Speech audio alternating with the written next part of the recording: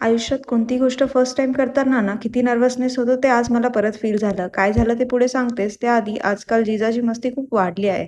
सकाळी-सकाळी घरभर फिरायचं असतं तिला. एकदा कामांमध्ये लागलं की स्किन केअर राहून जातं. म्हणूनच उठल्यानंतर फेस वॉश करून लगेच स्किन केअर कंप्लीट केलं. आई जे करते तेच करायचं असतं आम्हाला. म्हणून नाश्ता सोडून असं मध्ये-मध्ये व्हिडिओमध्ये येत होती. किचनमधला पसारा बघून आधी एनर्जीसाठी चहा घेतला. जिजा लास्ट काही मंथपासून सेपरेशन एन्झायटी फेजमध्ये आहे. तिला घरात असलं की फक्त मम्मी हवी असते. म्हणून असे किचनमध्ये मध्ये-मध्ये येऊन लुडबुड चालू होती.